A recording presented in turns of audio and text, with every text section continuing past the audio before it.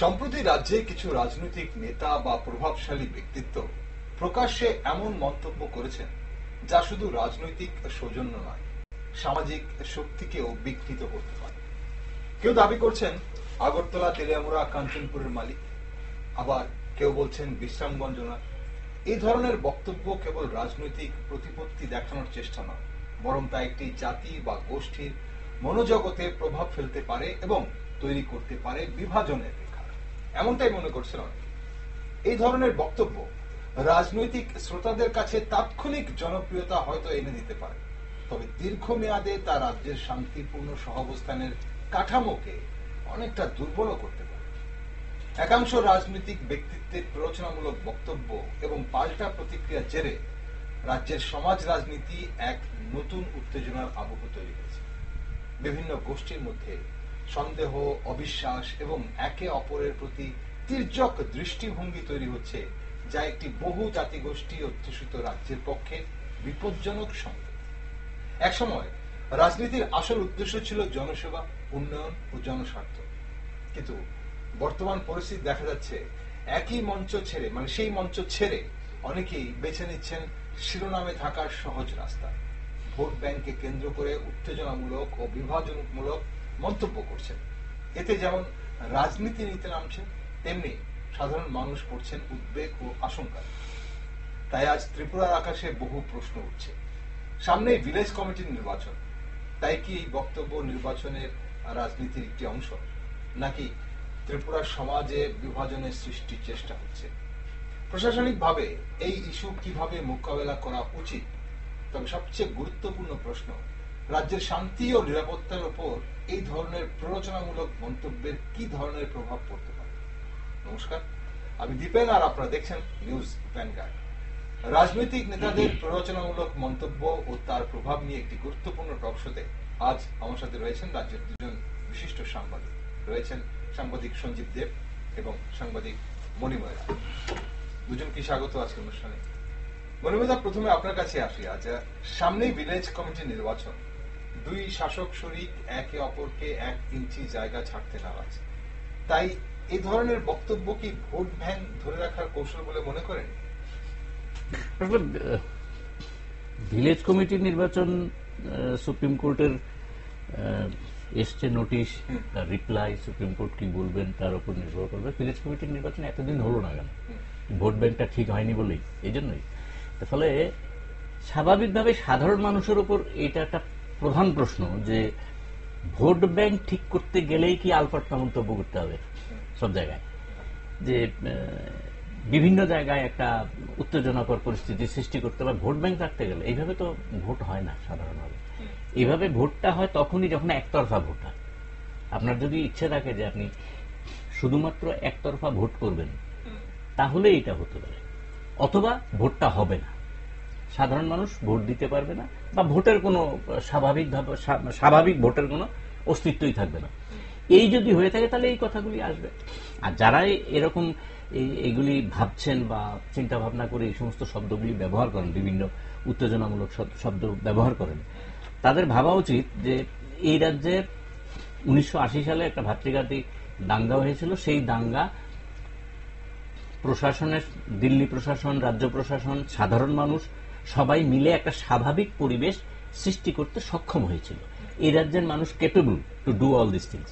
এই জায়গাটায় আসতে হবে। ওরা যারা এগুলি করে তারা এই দাঙ্গাটাও দেখেনি, দাঙ্গার পরবর্তী সময়ে হয়তো জন্মগ্রহণ করেছেন, ফলে বিষয়টা বোঝেন না, যার পরিস্থিতি এবং ফলশ্রুতিতে এই সমস্ত বিষয়গুলি আসে। আর ভোট বিষয়টা এই মুহূর্তে তো নানা রকম প্রশ্ন চিহ্নের ভেতরে এসে গেছে।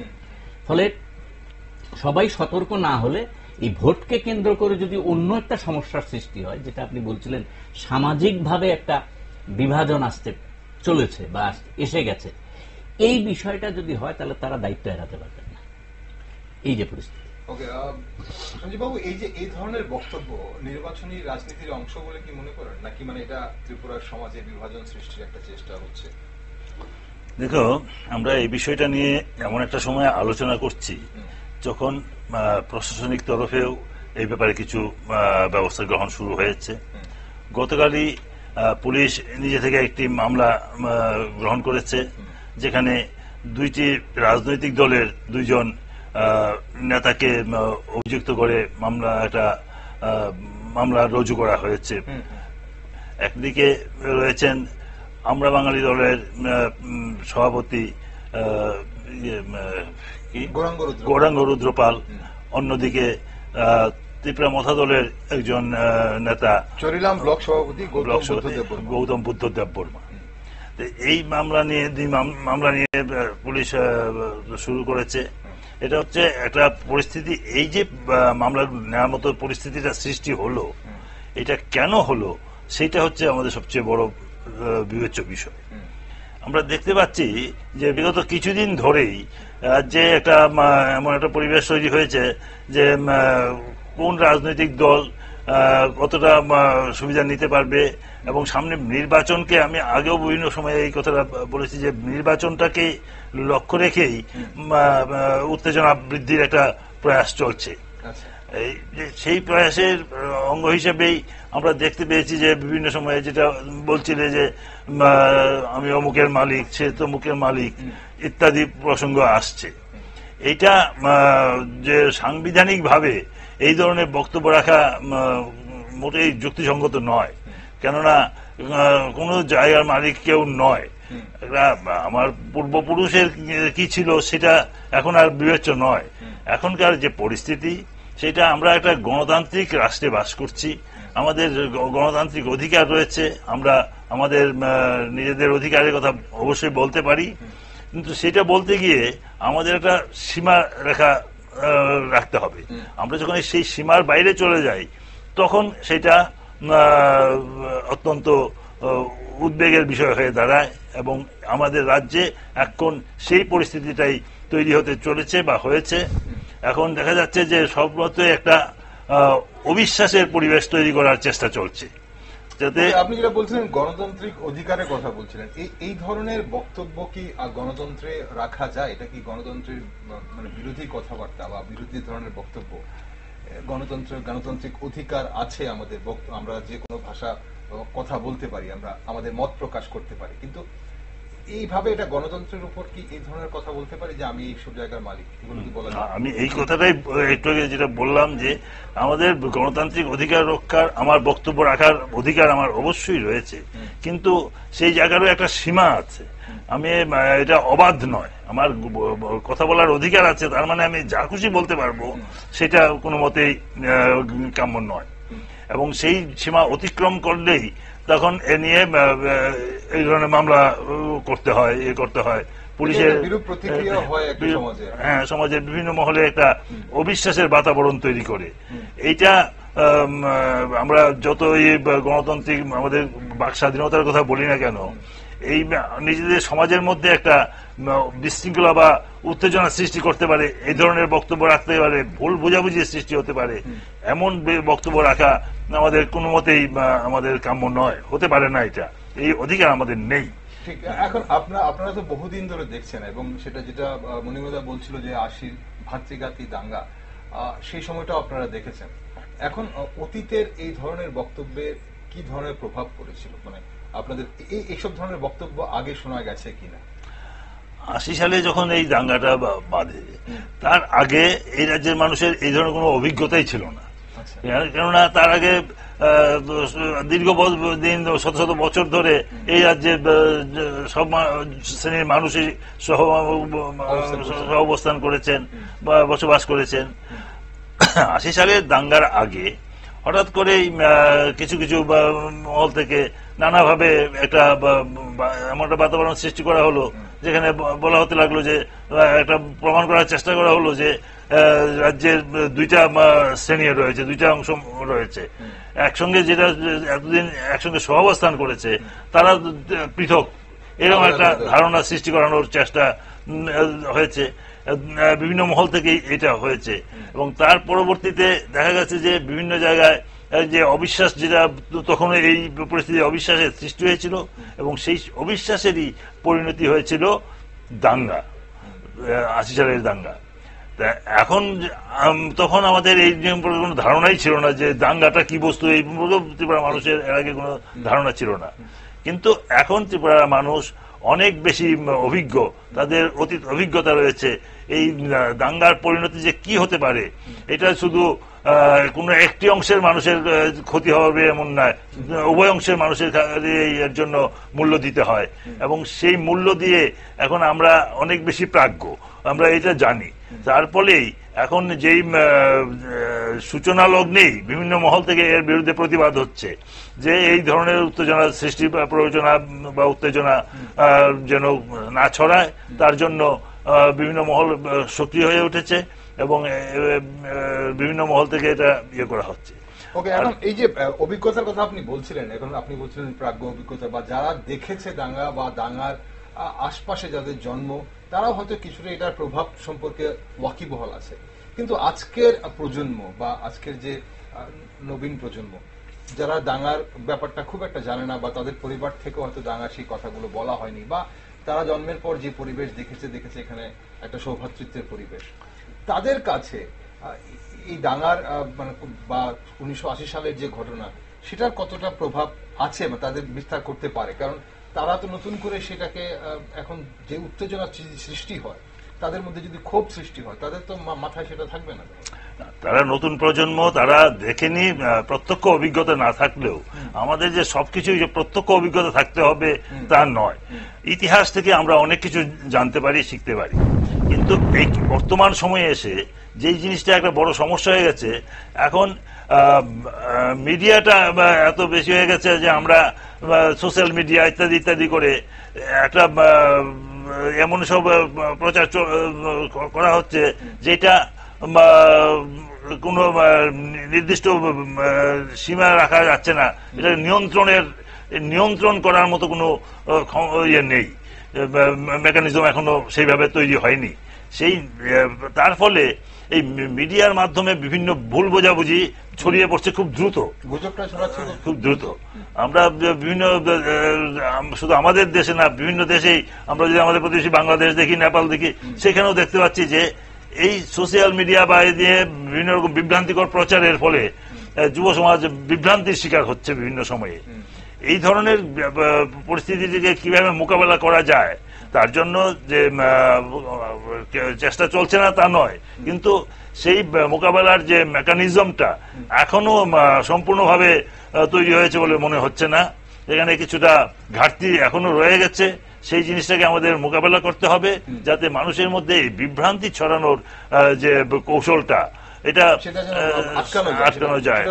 সেই কৌশলটা শুধু যে মানে আমাদের নিচে এইখানে এই মহলে না, বিভিন্ন অনেক দূর থেকেও হয়তো এটা এই ক্ষেত্রে মনিটরিং হচ্ছে বা প্ররোচনা সৃষ্টি করা হচ্ছে। সেই জিনিসগুলিকে আমরা কিভাবে মোকাবেলা করতে পারি তার দিকে সবাইকে নজর দিতে হবে, আর নাইলে এটাকে ঠেকানো। তবে আশার কথা যে আমাদের সমাজে এখনো তার একটা প্রয়াস আছে সেটা প্রতিহত করার, সেটা কতটা সফল হবে সেটা সময়ই বলতে পারে, সময় বলবে। অবশ্যই স্থিতিশীলতা তো অবশ্যই আছে আমাদের এখন, কিন্তু আসবো আপনার কাছে আবার। মনে হতে এই যে বর্তমান প্রেক্ষাপটে রাজ্যের শান্তি ও নিরাপত্তার উপর এই ধরনের প্ররোচনামূলক মন্তব্যের কি ধরনের প্রভাব পড়তে পারে, বিশেষ করে ইয়াং জেনারেশনের উপর? পরে ব্যাপকই পরে। তবে ইয়াং জেনারেশন এই মুহূর্তে এত বেশি জানতে পারে সোশ্যাল মিডিয়া বা ইন্টারনেট ইত্যাদি ব্যবহার করার পরিপ্রেক্ষিতে, তারা অনেকটাই এগিয়ে থাকে। যারা এগুলি বলেন, আপনি খুব খুব ভালো করে যদি নজর করেন, যারা এই সমস্ত কথাবার্তা আলপাটকা মন্তব্য করছেন, তারা যখন দেখছেন প্রেস পাবলিসিটি ব্যাপকভাবে পাচ্ছেন না, তখন নিজেই লাইভে চলে আসছেন। যে ঘটনাটা আপনি বলছেন, উনি নিজেই লাইভ করছেন, ফেসবুকে করে আসছেন। আরেকজনকে আমি দেখলাম যে কার বাড়িতে গিয়ে ঢুকে কিভাবে মারবেন এই সমস্তও বলছেন। এবং পুলিশ অ্যালিউট যেই মাত্র ব্যাপকভাবে পত্রপত্রিকায় লেখা শুরু হলো, তারপরে সোমোটো মামলাটা হলো, এবং আদৌ দেখা করেছেন কি, সারেন্ডার করেছেন ইত্যাদি ইত্যাদি। এটা আসলে তো ইউএপিএ হয়ে যাওয়ার কথা এগুলিতে। দিল্লি দাঙ্গার পরে যে সমস্ত আজকে প্রায় মানে 1.5 থেকে 2 বছর ইয়েকে যাকে নিয়ে এখন সুপ্রিম কোর্টে মামলা হয়ে গিয়েছে, এদের যে নিয়ে যেভাবে আটকানো হয়েছে ইউএপিএতে, কি হবে আমি জানি না। কিন্তু এই সমস্ত বিষয়গুলিতে পুলিশ প্রশাসনকে অনেক বেশি শক্ত সমর্থ ধারণা নিতে হবে, ধারণা দিতে হবে। মানুষ, সাধারণ মানুষ প্রোঅ্যাক্টিভ হতে হবে অনেক বেশি। এই জায়গায় দাঁড়িয়ে রাজনৈতিক দলগুলিরও আরো অনেক বেশি পটু হতে হবে। আমার এখনো মনে আছে সঞ্জীব দত্ত থাকবেই। 80-র দাঙ্গার সময় এই রাজ্যে তৎকালীন কেন্দ্রীয় স্বরাষ্ট্রমন্ত্রী ছিলেন সর্দার বুট্টা সিং, জেল সিং এলেন, তৎকালীন মুখ্যমন্ত্রী জেল সিংকে রিসিভ করতে গেলেন। এখানকার কংগ্রেসের সভাপতি স্বাভাবিকভাবেই উত্তেজিত হয়ে গিয়েছেন মুখ্যমন্ত্রীকে দেখে, কথোপকথন হয়েছে, কিন্তু জেল সিং ব্যাপারটাকে গুরুত্বই দিলেন না। চিফ মিনিস্টার কিভাবে ধরে নিলেন, ধরে নিয়ে হাঁটতে হাঁটতে গেলেন, প্রেসের সঙ্গে কথা বলার সময় খেয়েও নিলেন, তারপরে যেখানে যাওয়ার চলে গেলেন। ফিরে যাওয়ার পরে বিকালবেলা আর্ম ফোর্স পাঠিয়ে দিলেন এখানে, বিকালবেলা থেকে অ্যাকশন স্টার্ট।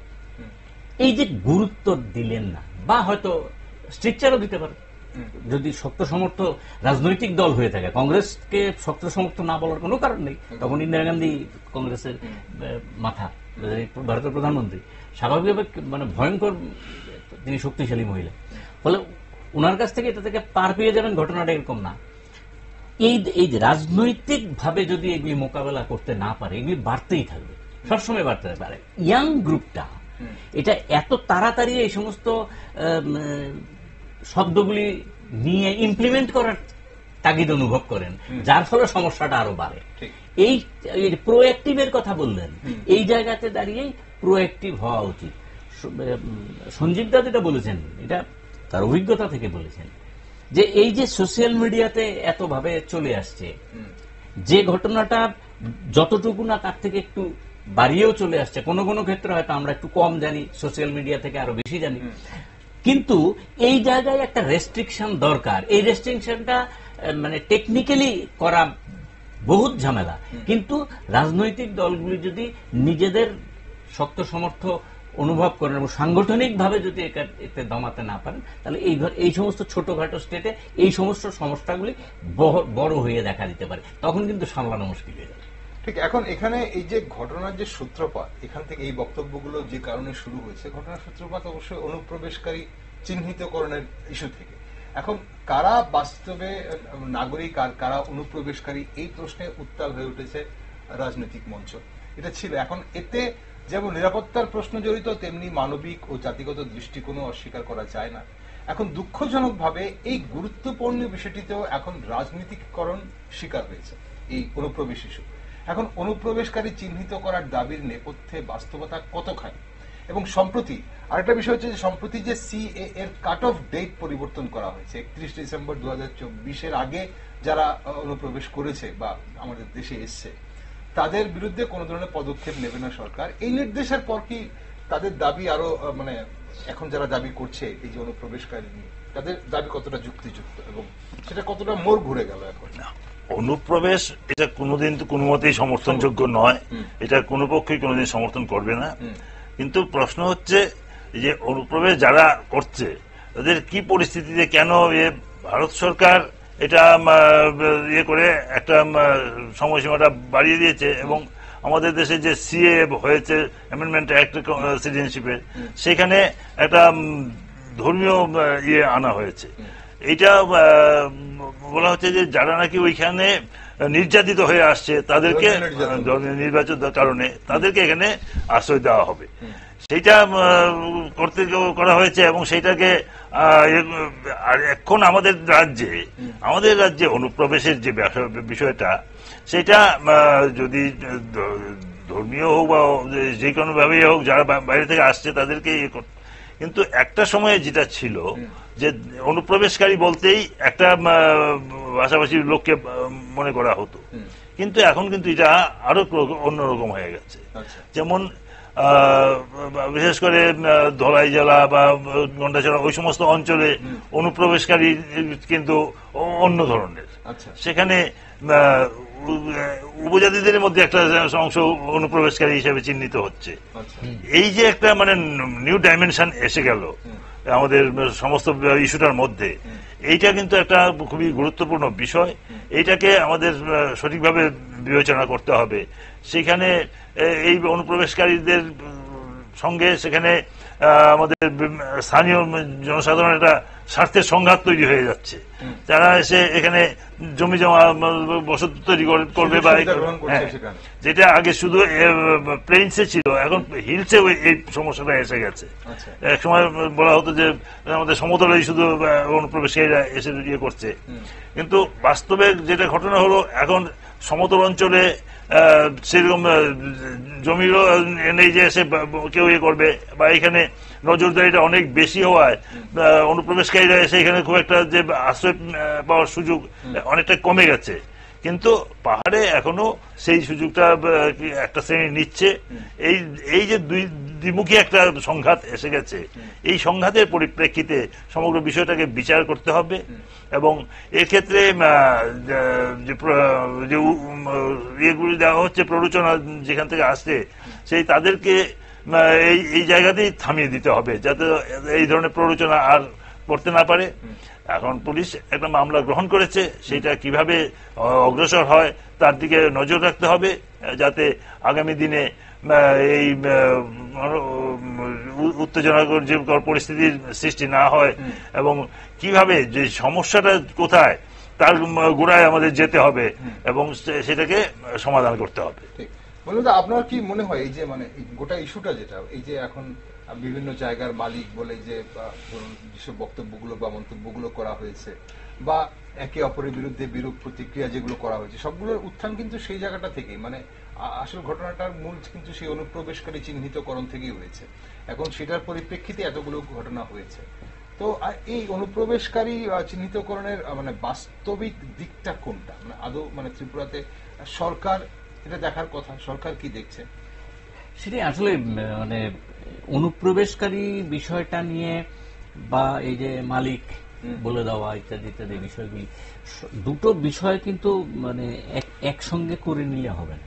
আমরা খুব অবাক হই এই যে মানে নিজেকে মালিক বলে যে চিৎকার চেঁচামেচি করা ইত্যাদি যিনি করছেন, তার আগেও যদি আমরা বলি এই যে অনুপ্রবেশ নিয়ে আমি তো অদ্ভুত লাগছে যে ভারতের স্বরাষ্ট্রমন্ত্রী নিজেই তো অনুপ্রবেশকারীদের নিয়ে চিন্তিত, তাহলে উনার দপ্তর কি করছেন? অনুপ্রবেশকারী চিহ্নিত করার দায়িত্ব তো শুধুমাত্র নির্বাচন কমিশনের না, নিশ্চয় হোম অ্যাফেয়ার্সের। তো উনি কি করছেন এতদিন, ওনার দপ্তরটা কি করছেন? উনি প্রশ্ন করুন তার দপ্তরকে, ভাই তোমরা কি করছো? উনি নিজেও উদ্বিগ্ন, আপনিও উদ্বিগ্ন, আমিও উদ্বিগ্ন, সবাই উদ্বিগ্ন। তাহলে সমস্যাটার সমাধানটা হবে কোন জায়গা থেকে? এখন এই যে জায়গাটা আপনি বললেন 31শে ডিসেম্বর 2024 কাট অফ ডেটটা, এটা কি এইখানে স্থির থাকবে? তো এর আগে আরেকটা ডেট ছিল, আপাতত 10 বছর। এর আগে সিএএ যখন হয় তখন আরেকটা কাট অফ ডেট ছিল 2014 31শে ডিসেম্বর। ওরা যে চুক্তির কথা বলছে, যে 20 মাস আগের যে চুক্তির কথা বলছে, যে 20 মাস আগে যে চুক্তি হয়েছিল সেখান থেকে এসে যে কাট অফ ইয়ারের কথা বলা হয়েছিল তার সঙ্গে এটার সঙ্গে মিল নেই। তাহলে ফলে কাট অফ ইয়ারটা তো চেঞ্জ হচ্ছে বারবার। এটার সঙ্গে বিহার নির্বাচনে যে 64 বা 65 লক্ষ ভোটার বাতিল হয়ে গেল, এই ভোটারদের রিকগনাইজেশন দিয়ে দেওয়ার একটা পথ নাকি? এরকম প্রশ্ন উঠবে না তো আবার? এই আপনি দেখুন, এই যে আমরা যেদিন কাগজটা পেলাম 31শে ডিসেম্বর 2024, তার আগে কিন্তু বিহারের ভোটার তালিকায় ওই 64 লক্ষ না 65 লক্ষ লোক, 22 লক্ষ লোক মৃত হিসেবে বেরিয়ে গিয়েছে কাগজ। তারপরে কিন্তু ওই ডেট কাট অফ ইয়ার, তার মানে যারা এক্সক্লুডিং মুসলিমস, বাকি সবাই তাহলে ইনক্লুডেড হতে পারবে। এখন সুযোগ আছে 31শে ডিসেম্বর 2024 স্বাভাবিকভাবে এই প্রশ্ন সঙ্গে সঙ্গে চলে আসে। আমি এর আগে বলছিলাম নির্বাচন নিয়ে নানা রকম প্রশ্ন উঠতে শুরু করেছে, এখন এখানে ভিলেজ কমিটির নির্বাচন নিয়েও হয়তো প্রশ্ন উঠবে। এই যে 24-এর নির্বাচন হয়ে গেল যে তালিকাকে সামনে রেখে, ওই তালিকা থেকে আপনি 65 লক্ষ লোককে বাদ দিয়ে দিলেন। আগে বলুন এই 65 লক্ষ লোক ভোট দিয়েছিল কিনা 2024-এ, আগে এটা ক্লিয়ার করুন। তারপর আর এই যে অনুপ্রবেশের প্রশ্নটা আপনি রেখেছেন, এটা অসাধারণ প্রশ্ন। সঞ্জীব বাবু মানে অসাধারণ জবাব দিয়েছে যে আসলে আলটিমেটলি গিয়ে তো এটা একটা ফ্যাক্টটা, আমরা কেউ তো সমর্থন করি না অনুপ্রবেশকে, কেউ করবো না। আমি কেন করবো অনুপ্রবেশকে? অনুপ্রবেশের বিষয়টা হচ্ছে না, সিআই একটা ফ্যাক্টর। অনুপ্রবেশকারীরা দুরকম পদ্ধতিতে আসে, একটা হচ্ছে পড়াশোনার জন্য আসে, আর একটা পালিয়ে এলো, মানে চোরাই পথে। আর এই অনুপ্রবেশদের কাছে এখানে ধর্মীয় অনুপ্রবেশও হতে পারে, অর্থনৈতিক অনুপ্রবেশ হতে পারে। যেখানে আছেন সেখানে সাংঘাতিক রকম অর্থনৈতিক চাপে আছে, যার ফলে বাধ্য হয়েছে ঢুকতে। সেই অর্থনৈতিক অনুপ্রবেশকারীরা যারা অর্থনৈতিক সমস্যার সমাধান করা, ব্যক্তিগত অর্থনৈতিক সমস্যার সমাধান করার জন্য ত্রিপুরাতে ঢুকবে, আমাদের এখানকার অর্থনৈতিক অবস্থাটা আগে দেখুক। সব জায়গায় কি ওরা জায়গা করতে পারবে? সব জায়গায় কি সেই সুবিধাটা আছে? তাদের দেশ থেকে আমাদের এখানে বেটার জায়গা আছে। ওই শুধুমাত্র আমরা যদি বলি পরিযায়ী শ্রমিক হিসেবে যদি কাজ করার সুযোগ থাকে তাই করবে। কারণ আমাদের আগরতলা এই রেল স্টেশনকে কাজে লাগিয়ে ধরা পড়ছে গিয়ে দিল্লিতে। এখনো তো 50 বা 51 জন আমাদের এই সেন্টারে রয়েছে। ত্রিপুরাকে করিডোর বানিয়ে বা নর্থ ইস্টকে করিডোর করে ভারতবর্ষের বিভিন্ন প্রান্তে ঢুকছে, কোনো অস্বীকার করা যায় না। সে ত্রিপুরাতেও যে থাকছে না সেটাও তো আমরা বলতে পারছি না। এই যে জায়গাটা, এই যে এখন তারা তো ডেমোক্রেসিটা চেঞ্জ করে ফেলছে। হ্যাঁ, কোন অবস্থাতেই তো ওরা মহাকাশ থেকে আসছে না, পার্শ্ববর্তী সীমান্ত অতিক্রম করেই আসছে। এই অতিক্রম করার সময় দায়িত্বটা কি নেই? প্রশ্নচিহ্নটা হচ্ছে এই জায়গায়। এখন দেখা যাচ্ছে যে আপনি আপনার নাগরিকত্ব থাকলো কি থাকলো না এই দায়িত্বটা নিচ্ছে নির্বাচন কমিশন। এটা হইতে পারে না তো। মানে এখানে কি করে হয়? অদ্ভুত। এই জন্য বলছি সমস্ত অদ্ভুত ব্যাপার। একটা বিরাট বড় প্রশ্ন উঠছে এখন, মানে অনেকে করছেন যে একদিকে যখন অনুপ্রবেশকারী নিয়ে যখন এইভাবে চিন্তা, এইভাবে উদ্বিগ্ন, বিশেষ করে অপারেশন সিন্দুরের পর আমরা দেখলাম গোটা ভারতবর্ষে জুড়ে কারা কারা অনুপ্রবেশকারী আছে সেখানে চিহ্নিতকরণ চলছিল, এবং সেটাকে সূত্র ধরেই কিন্তু আমাদের রাজ্যেও বিভিন্ন আঞ্চলিক দলগুলো অনুপ্রবেশকারীর বিরুদ্ধে আবার সোচ্চার হয়ে ওঠে।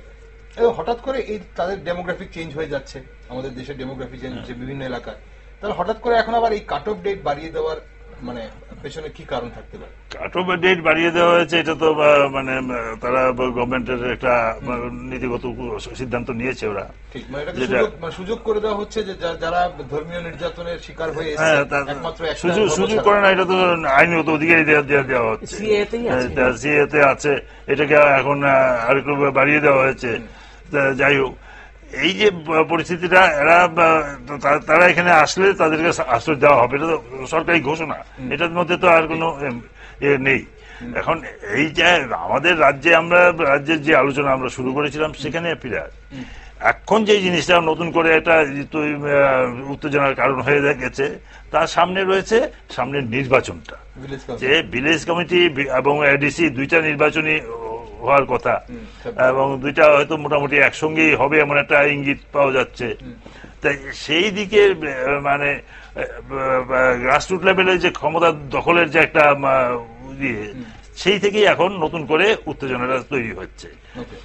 আমরা দেখতে পাচ্ছি যে এতদিন রাজ্যের সরকারে এখনো বিজেপি এবং তীব্রমতা ইউনাইটেড একটা তারা কোয়ালিশন সরকার চালাচ্ছে, আইপিএফটি আছে, কিন্তু এখন যে এডিসিতে আবার সেই সমঝোতা নেই, সেখানে তারা সেপারেট আসনে বসছে।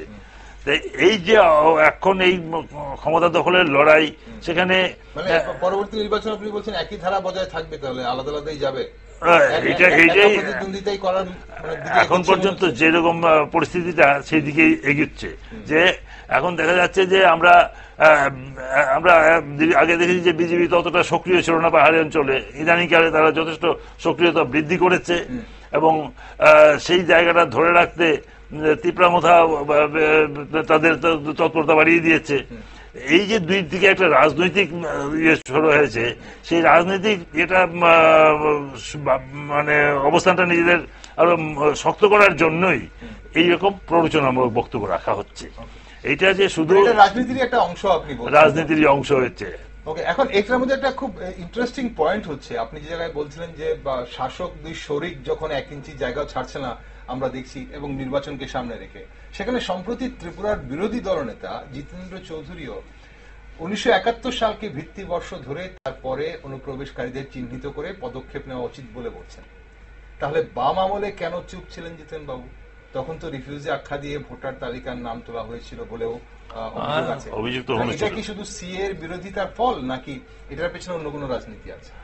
সেই তো, যখন আমি যখন দায়িত্বে থাকে তখন সে এটা ভুলে যায়, আর যখন আমি দায়িত্বে আছি তখন আমি এটা ভুলে যাই, যখন দায়িত্ব নেই তখন আমি সরব। সবচেয়ে ইন্টারেস্টিং ব্যাপার হচ্ছে 1971 যে একটা কাট অফ ডেটটা ধরা হচ্ছে, সেই ডেটটা বারবার বলা হচ্ছে যে ইন্দিরা মুজিব চুক্তিতে এই ডেটটা আছে, যদিও ইন্দিরা মুজিব চুক্তিতে এই ধরনের কোন ডেটের কথা উল্লেখ নেই। এখন এই ডেটে আছে উল্লেখ আছে আসামের যে চুক্তি হয়েছে রাজীব গান্ধীর গভর্নমেন্টের সঙ্গে, সেখানে উল্লেখ আছে আসামের জন্য সেটা। ওকে, এবং তারপর যেখানে রঞ্জিত দেব বর্মা আমার অনুষ্ঠানে বলে গেছেন যে নভেম্বর মাসে মিনিস্ট্রি অফ হোম অ্যাফেয়ার্স থেকে কোনো একটি নোটিফিকেশনে এই চুক্তিটা বের করা হয়েছিল 1971। এখন সেটা অবশ্যই দেখার ব্যাপার, সেটা আমার নজরে এখনো পড়েনি। তো প্রশ্ন হচ্ছে যে জিতেন বাবু 1971-কে হঠাৎ করে সাপোর্ট করার পেছনে মানে কি থাকছে? 1971 তো এটা অ্যাকসেপ্টেড, ভিত্তিবর্ষ ধরা, ভিত্তিবর্ষ তখন থেকেই বাম আমলে 25 বছরে বা 35 বছরে এই 71 এর পরে যারা এসছে তাদের জন্য কি করেছে? তাহলে তাদেরকে পুশব্যাক করার জন্য বাম আমলে কি করা? সেই তো বললাম তো, সেই সক্রিয়তা তো আমরা সেইভাবে তখনও দেখা যায়নি। পরবর্তী সময়ে ওটা এটা রাজনীতির কোন প্যাচ? মানে এটা কি তাহলে ত্রিপুরা মাথার ভোট ব্যাংকে কোনোভাবে প্রভাবিত করার একটা চেষ্টা? সেটাও রাজনীতিরই একটা অংশ। এটা বলে এখন নিজেরা একটা ভেতরে ঢোকার একটা সুযোগ করা যায় কিনা, সেই চেষ্টা তো রাজনীতিবিদরা করছেন, করবেনই, এটাতে কোনো দ্বিমতের নেই। কিন্তু এখন যেটা শুরু হয়েছে যে পাহাড়ের রাজনীতিতে এটা করে মানে একটা উত্তেজনা সৃষ্টি করে, যেহেতু একটা প্রতিদ্বন্দ্বী তৈরি হয়ে গেছে। এতদিন গত কয়েক বছরে মনে হচ্ছিল যে কোনো প্রতিদ্বন্দ্বী নেই, ত্রিপুরা মাথা একক প্রতিদ্বন্দ্বী ছিল না। কিন্তু এখন এইটাকে সেখানে একটা প্রতিদ্বন্দ্বী এসে গেছে, যার ফলে এই সংঘাতটা বাড়তে শুরু করেছে। এই সংঘাতটা বাড়তে এখন সরকারের থেকে, সরকারের দুই শরিক দল যখন এই ধরনের সংঘাতে যখন লিপ্ত হচ্ছে, কারণ 21-এর পর যতক্ষণ না ত্রিপুরামথা সরকারে যুক্ত হয়েছে, বিরোধী দল হিসেবে ত্রিপুরা ছিল, তখন এই সংঘাত হয়তো যারা সমর্থকরা মেনে নিয়েছে বা সমর্থক, এখন সমর্থকরা কি দেখছে? মানে এটা একটা দ্বিমুখী ব্যাপার হয়ে গেছে। রাজ্যের সরকারের ক্ষেত্রে আমরা সহযোগী, আবার এডিসির ক্ষেত্রে আমরা প্রতিদ্বন্দ্বী। এই যে একটা উদ্ভট পরিস্থিতি তৈরি হয়েছে, এইটাকে কোনো মতেই খুব একটা সহজভাবে নেওয়ার বিষয় না। এই পরিস্থিতিটাকে যাতে সামনে নির্বাচন আছে, নির্বাচনে যাতে এই ইস্যুটা সেভাবে ইয়ে না হয়, এই প্ররোচনার সুযোগটা না থাকে, তার জন্য ব্যবস্থা নিতে হবে। সেটা খেয়াল রাখতে হবে, এবং সাধারণ মানুষকেও সেই ব্যাপারে একটু সচেতন থাকতে হবে। এই ব্যাপারটা আপনার কি মনে হয় যে 1971 সালের যে ভিত্তিবর্ষ, জিতেন বাবু এখন এটার পক্ষেই সওয়াল করলেন? এটা তো আছেই, 71-এর ব্যাপারটা আছে। জিতেন বাবু যেটা আরেকটা বলেছেন সেটা হচ্ছে যে সিএএ এর উনি আনকনস্টিটিউশনাল বলেছেন, সুতরাং উনি এটা স্পষ্ট করে দিয়েছেন। কিন্তু কথা হচ্ছে মাধববাড়ি থেকে যে যাত্রা শুরু হয়েছিল, ওই জায়গাটাকে আপনি ধরে রাখতে পেরেছেন? যারা মাধববাড়ি থেকে শুরু করেছে, তাহলে এই যে আপনার ভিত্তিবৎসর নিয়ে কথা বলা মানেটা কি? আপনি তো সিএ মানবেনই না, তাহলে ভিত্তিবৎসরে আমি যাবো কেন? দরকারই তো নেই আপনার তো 71 আছেই, থাকুক। আপনি এই যে বারবার জায়গাটা চেঞ্জ করছেন, ওই সামনে যে নির্বাচনের কথা সঞ্জীব দা বলল, সেখানে নিয়ে নিজের যে মানে শক্তিটাকে ধরে রাখার চেষ্টা, এটা তো ঠিক যে একাধিক শক্তি এখানে আরো দাঁড়িয়ে পড়ছে, যারা দুর্বল হয়ে পড়ছিল 2021-এ। একটা দল 2021-এ হয়ে যাওয়ার পরে, 23-এ ভালো রেজাল্ট করার পরে কেন তাদের ভাবতে হচ্ছে যে আমাদের শক্তি ক্ষয় হচ্ছে? কেন এই জায়গাটায় কি যাচ্ছেন না শুধু সভা আর দিল্লিতে গিয়ে চিৎকার করলেই হবে? এই যে জায়গা, কেন নিজেদের প্রশ্ন করছেন না যে আমরা যে জায়গাটাতে ছিলাম সেখানে আছে কিনা, এখনো মানুষ সেভাবে নিতে পারছে কিনা, আমার লোকরা আমার কথা সেভাবে নিতে পারছে কিনা, ওই জায়গাটাতে যান। আপনি তো ক্ষমতাসীন দলের লোক, কেন কনস্টিটিউশন 125 এখনো পর্যন্ত যে মানে 2015 সালে সাংবিধানিক মানে সংশোধন করার জন্য 125 কনস্টিটিউশনাল 125 অ্যামেন্ডমেন্ট করার জন্য যে প্রস্তাব জিতেন চৌধুরী এনেছিলেন, সেটাকে কেন এখনো করা গেল না? এর পরিপ্রেক্ষিতে পরবর্তী সময়ে আমাদের এই রাজ্যের সাংসদরা কি করেছেন?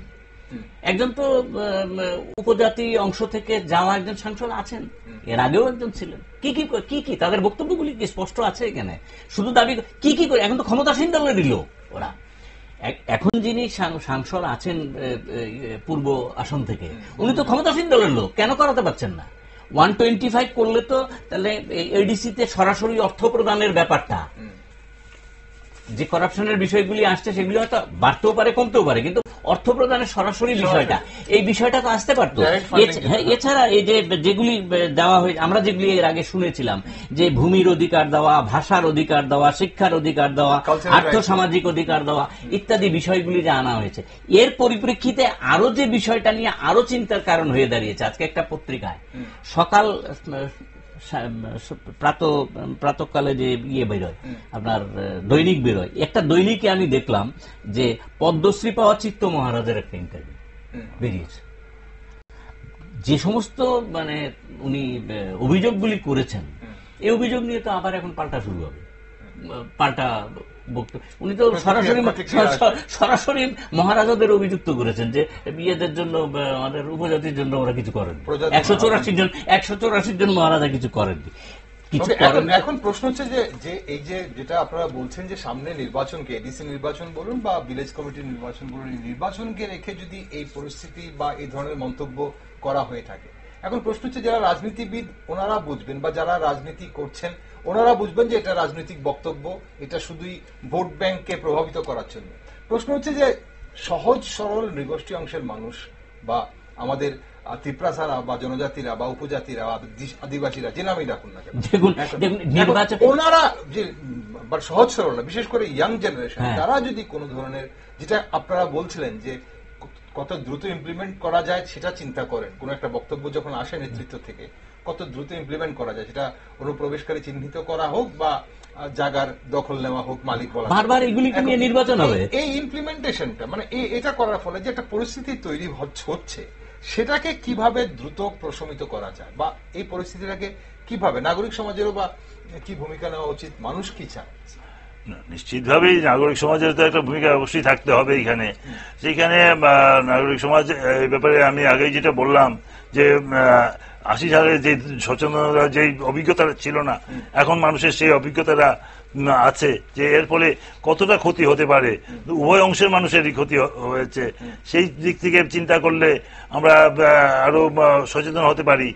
এখন বিভিন্ন অধিকারের কথা বলা হয়, আবার কিছু এমন অধিকার আছে যেগুলি প্রাপ্য নয় কিন্তু আমরা এনজয় করছি, সেইগুলির বিষয়ে বিবেচনায় আনতে হবে। এই সামগ্রিকভাবে সমস্ত দিকগুলি বিচার করে আমরা যদি করতে পারি, তাইলেই একটা সমতা আসতে পারে। সেই ক্ষেত্রে এই যে প্ররোচনা বা সেইগুলো মোকাবেলার ক্ষেত্রে এই যে সচেতনতাটা সবচেয়ে বেশি জরুরি, এবং তার জন্য আমাদেরকে আরো সক্রিয়ভাবে ভূমিকা নিতে হবে। ওকে, অনুষ্ঠানের সময় ফুরিয়ে যাচ্ছে। রাজনৈতিক নেতাদের ভাষ্য যতটা সম্ভব সংযম ও সুস্পষ্ট হওয়া উচিত, এটা আমরা সবাই জানি, বিশেষ করে এমন ধরনের বিষয়ে যেখানে জনগোষ্ঠী, জাতি, সম্প্রদায় ইত্যাদির অনুভূতি জড়িত থাকে। কি মনে করেন নেতাদের ভাষায় শালীনতা ও দায়িত্ববোধের মানদণ্ড কি হওয়া উচিত? এগুলি চলে গেছে। আমি এই অনুষ্ঠানে আসার আগে আমি সঞ্জীব দা আলোচনা করছিলাম মানটা কোথায় গেছে। আমি ওই চেয়ারের পায়া দেখিয়ে বলেছি ওইখান থেকে শুরু হয়ে কিছু মানটাম নেই, কোনো মান নেই, পড়াশোনা নেই, কিচ্ছু নেই। মানে হয়তো সঞ্জীব দাকে আমাকে তো টানেই না অ্যাসেম্বলি বা কোনো জায়গায় যাওয়ার। সঞ্জীব দা যান কিনা আমি জানি না। একটা টাইমে তো দিনে ঘন্টার পর ঘন্টা সঞ্জীব দা ওরা বসে রয়েছে, আমরাও বসেছি এক একজন মানুষের বক্তব্য শুনে কিছু কিছু শেখার জন্য। এখন এগুলি কিছু নেই। যে জিনিসটা হচ্ছে আগে বলুন যে ইন্টারলোকেটার নিয়ে পটকা ফাটিয়েছেন, আনন্দ উৎসব করেছেন, প্রচুর খরচা টর্চা হয়েছে। এরপরে গ্রেটার ত্রিপুরাল্যান্ড নিয়েও পটকা টটকা ফুটেছে, সবই তো হয়ে গেছিল। আমরা এক সময় শুনলাম কিছু কাগজ টাগজ দেখানো হলো, কাগজে কি লেখা আমরা জানি না, কিন্তু লেখানো তাহলে এখন কিছুই হয়নি বলে দিল্লি থেকে বলছেন আমি মালিক। এগুলি হয়নি কি কোনো বলে স্বাভাবিকভাবে মানুষের মনে কিন্তু এই প্রশ্নগুলি আসতে শুরু করেছে বারবার। মানে রাজনীতির একটা বোরে হয়ে আমরা সাধারণ মানুষরা বারবার এগুলির ভিতরে নিজেদের ঢুকিয়ে দেবো। আর শুধু নির্বাচন এলেই আমরা বিচার বিশ্লেষণ করব, উন্নয়ন হয়েছে কি হয়নি, কার উন্নয়ন হলো, কে ব্যক্তিগতভাবে উন্নত হলো, এগুলি নিয়ে আমরা তখনই আলোচনা করব। আর তখনই আমরা বুঝতে পারবো রাজ্যের উন্নয়ন হলো কি হলো না। বারবার মুখ্যমন্ত্রীকে বলে বোঝাতে হবে যে রাজ্যের কিন্তু উন্নয়ন হচ্ছে। আজকে একটা পেপারে দেখলাম একই নিউজ দুবার, একই হেডলাইন। এখন এই যে বিষয়গুলি, এই যে বারবার মুখ্যমন্ত্রী বলতে হচ্ছে যে রাজ্যের কিন্তু উন্নয়ন হচ্ছে, কি আমরা বুঝতে পারছি না বিষয়টা। তো এখন এই যে জায়গাটা, এই জায়গাটায় দেখে ওই যে মালিকের কথা যেটা বললেন, খালি আমার ওইটাই মনে হয়, যেহেতু আপনি শেষ করতে বলছেন, হ্যাঁ মালিক তেরে বন্দে হাম, এই গানটা বারবার মনে হয়। আর বারবার মনে হয় যে মালিক হতো এসা, বল বলেগা জয়সা তৈসা। ওকে, সঞ্জীববাবু, আপনার মনে হয় আরো একটু দায়িত্ব নিতে হবে বেশি রাজনৈতিক নেতাদের, বিশেষ করে নিশ্চিতভাবেই রাজনৈতিক নেতাদের দায়িত্ব নিতে হবে। তবে রাজনৈতিক নেতারা তো যারা দায়িত্ব নেওয়ার তারাই তো আজকে প্ররোচনার চাবিকাঠি হয়ে যাচ্ছেন। সেই ক্ষেত্রে এই যে একটা ভুল বোঝাবুঝি সৃষ্টির সচেতন প্রয়াস চলছে, এটার বিরুদ্ধে বিভিন্নভাবে আমাদের ইয়ে করতে হবে এবং এ ব্যাপারে প্রশাসনিক ব্যবস্থা জরুরি আছে। প্রশাসনিক ব্যবস্থা দেখা যাক, মামলা তো নিয়েছে প্রশাসন, একটা স্টেপ নিয়েছে দেখা যাচ্ছে। এখন সেটাকে আর কতটা এগিয়ে নিয়ে যায় এবং সেটাকে আমরা সব মহলের বক্তব্য আরো বেশি করে যেন জানতে পারি, শুনতে পারি, তাইলেই মানুষ এটা বিবেচনা করতে পারবে। এই ধরনের বিতর্কে তাদেরকে সামনে আনা হোক, যাতে তারা বিতর্কিত সব পক্ষই তাদের বক্তব্য পেশ করুক। সেইটা একটা স্বাস্থ্যকর পরিবেশ তৈরি করতে পারে। এই প্ররোচনামূলক বক্তব্য রাখার চাইতে সামনাসামনি তারা আলোচনা করে, উত্তেজনা সৃষ্টি না করে অবশ্যই সেখানে তাদের নিজ বক্তব্য পেশ করে তাদের কি বলার আছে সেটা বলে একে অপরটা শোনাটা প্রয়োজন।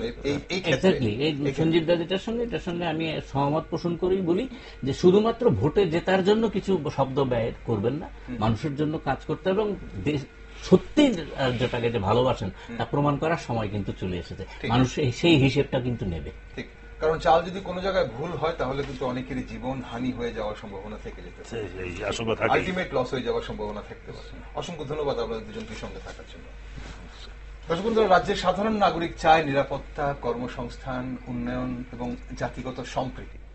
রাজনৈতিক নেতাদের বক্তব্যে যদি এই মৌলিক চাহিদাগুলো উপেক্ষিত হয় এবং তার বদলে উস্কানিমূলক বক্তব্যের জায়গা নেয়, তাহলে গণতন্ত্রের জন্য তা এক অশনি সংকেত। ত্রিপুরা তার অতীতে বহু সংকট পার করে এসেছে, ভাষাগত আন্দোলন, জাতিগত উত্তেজনা, রাজনৈতিক সংঘাত। তবে সেই অভিজ্ঞতা আমাদের শিখিয়েছে সহনশীলতা ও সংলাপই উত্তরণের পথ। যেমনটা আমাদের আজকের যারা অতিথিরা ছিলেন ওনারা বলছিলেন, রাজনীতিবিদদের উচিত এখন দায়িত্বশীল ভূমিকা নেওয়া, অযাচিত ও উত্তেজনামূলক বক্তব্য থেকে বিরত থাকা। আগামী দিনে নেতারা দায়িত্বশীল ভূমিকা নেয় কিনা তা সময় বলবে। আর আপনারা সব নিউজ আপডেট ও টকশো দেখার জন্য চোখ রাখুন শুধুমাত্র নিউজ ভ্যানগার্ডে।